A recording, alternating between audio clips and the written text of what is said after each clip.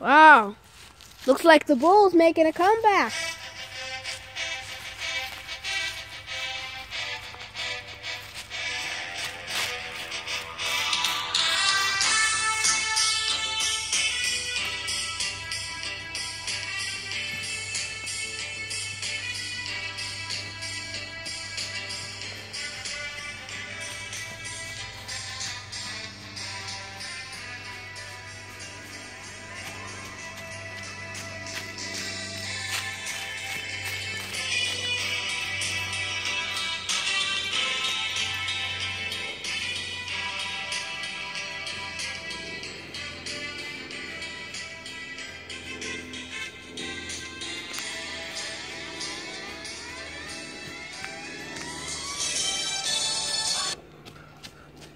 Oh.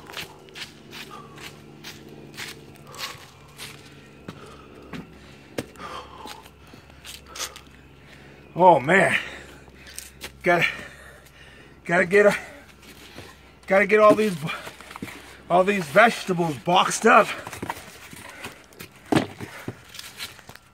Seriously? I thought he was gonna make a comeback. What type of comeback? Man, I'm almost 60 years old. The only thing I can box now is vegetables. Oh my. I gotta get these vegetables packed up and shipped out.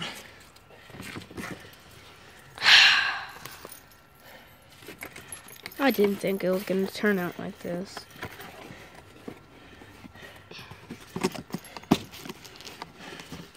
Let's make this delivery, Nadia.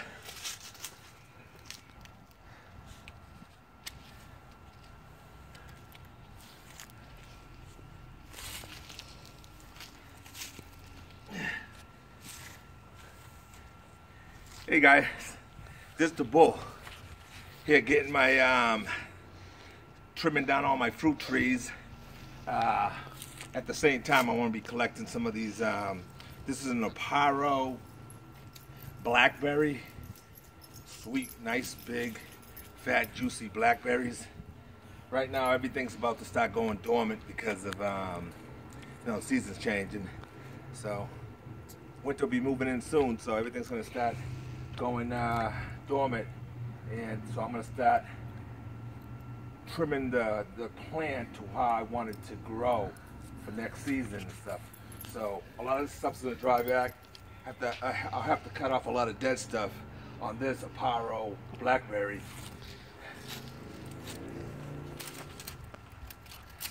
But I like how, as you can see, how I got everything growing. I don't got these massive trees. I grow everything compact and aspire form, so so that all the fruits are right here at my reach. That way my kids can come out and grab fruits, my wife can come out and grab fruits, and nobody has to be climbing no trees. So that's how I like to do it. Over here,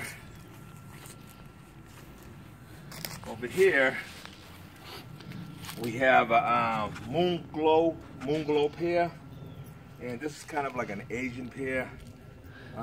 Same thing. I grow all, like I said, I grow all my fruit trees except a few. I have a few, but I keep them short. I don't let them get no taller than like 8 feet.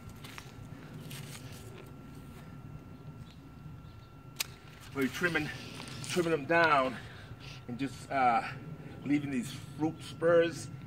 You know, just leave the fruit spurs, so that way when they start budding out, I'll start getting fruits right from these fruit spurs that grow right here, like that. So, you know, you just want to cut back your fruit trees, but leave enough on it so you encourage fruit spurs. That's where your fruit will grow. So I'm gonna have all my fruit just growing right here. So that, I'll show you those back next spring as the tree starts putting out flowers, and then, you know, you get the fruit. So we'll cut all these back right now, feed all these to Ricky's rabbits, which they love pear and blackberry leaves. This one over here is just your standard pear. So as you can see, this tree here, I don't know if my cameraman can zoom in on all these spurs right here, which are all these spurs right here will encourage fruiting.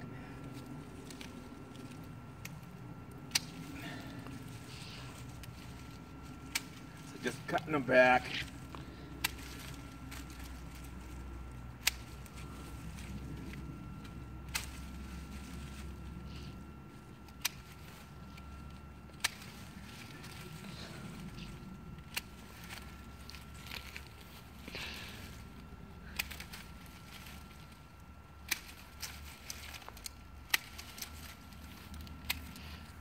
So I'll come back and finish off this pear tree later on, but as you can see how I have it, I just leave enough where the fruit spurs are there, and I'll get all my fruits right from there come spring.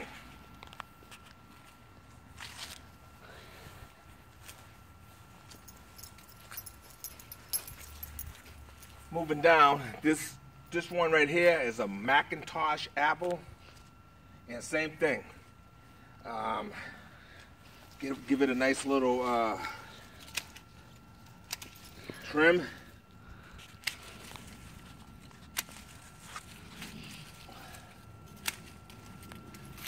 Right now, this kind of I trim them back maybe like 2-3 times throughout the growing season. You got to make sure you keep your trees manageable.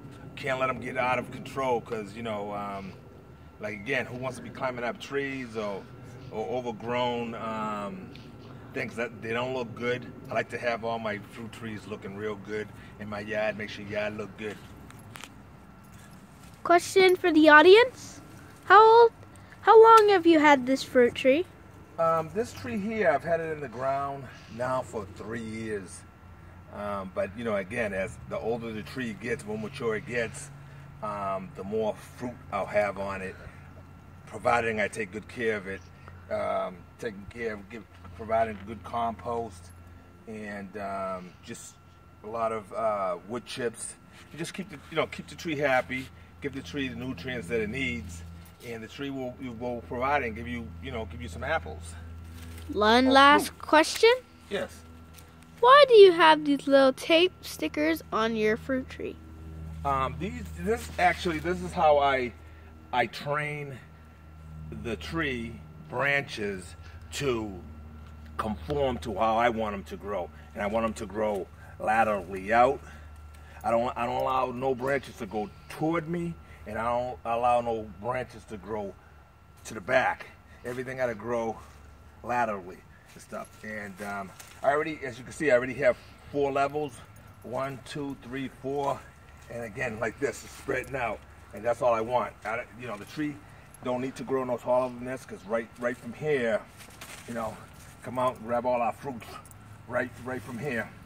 So, yeah, just let them grow laterally. Nothing towards you, nothing to the back. And these sweet, nice McIntosh apples. Sounds yummy. Okay. Over here, I have a Red Delicious. This is a Red Delicious apple. And this tree, like I said, this one's not growing laterally like the other ones. I'm letting it grow naturally like a regular apple tree. However, I'm not going to let this tree get no taller than 8 feet. It'll just be right here. And I keep it just the way I want. I shape it the way I want. And later on in around February, I'll come and give it the final shearing that I'll do to it, and then it'll just be I'll just leave a couple inches of last year's branching, because that's where you're gonna have your fruits this coming season. And as you can see down here, I got some strawberries growing down there and down there as well. So I have I have, not only do I have apple trees, fruit trees, all kinds of fruit trees, but I also have a lot of berry bushes as well.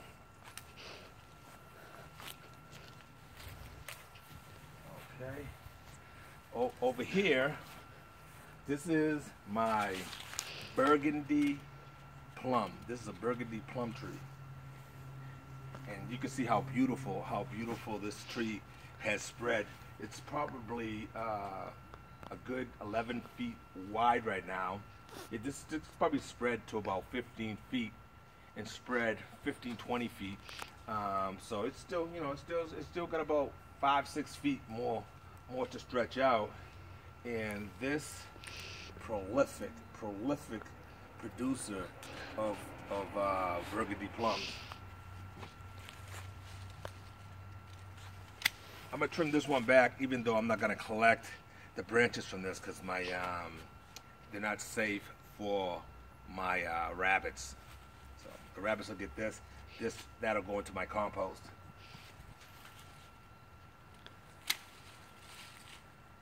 As you can see, how I trim it, and from these fruit spurs, we'll have some fruit. And I got fruit spurs here. This one got some fruit spurs. These ones here, hopefully this next season, I'll start getting some branching out, and then I can trim them back and create some fruit spurs from up there. But I'll have flowering all over this. This plum tree is prolific. However, it does need a pollinator, and my pollinator is over there on that Santa Rosa, so I'll get cross-pollination between those two, and get some fruit. Question? Yes, sir. It's just hard to see the black tape at the bottom of your tree. Yes. Oh, what I do is, as you can notice, all my fruit trees, I put a band around them, and I put some glue. It's to, you know, to prevent the ants, because if not, the ants will climb up the trunk, go up there and decimate all my leaves, and you know, it creates the tree to start getting fungus and all kinds of stuff because of the toxins inside those ants and stuff like that. So I put those bands that'll keep any critters from trying to crawl up the tree. If they try, they're gonna get stuck and die right there. So that's what those bands are for. Okay. Moving on down, this one right here is a persimmon. It's a persimmon tree. The persimmon comes in two ways. It comes astringent and non-astringent. That's the two types of well, there's many types of persimmon trees, but the fruit itself, they're either astringent or well, as I said, astringent or non-astringent. So this tree, I've had it in the ground for about 3 years now, and it had already started producing persimmons. They're still kind of small because the tree's still kind of young, but this next year, I expect to get some nice persimmons out of this tree, because you know this will be the fourth season it'll be in the ground. Right now, everything's dying back. Thanksgiving's here, and the cold season's moving in, so everything's dying back, which is important for the fruit trees, because the fruit trees need every single fruit tree is different. They all need different amount of chill hours. So, you know, they need their chill hours. They don't have their chill hours, then you get no fruit. Okay. Moving on down. This one right here is a Santa Rosa plum. This just beautiful plums, Santa Rosa plums, nice juicy plums. This tree here, between this tree here and my burgundy plum tree, you'll get cross-pollination between them two, and they help each other pollinate, and we get fruit. So there you go. So this is my Santa Rosa plum.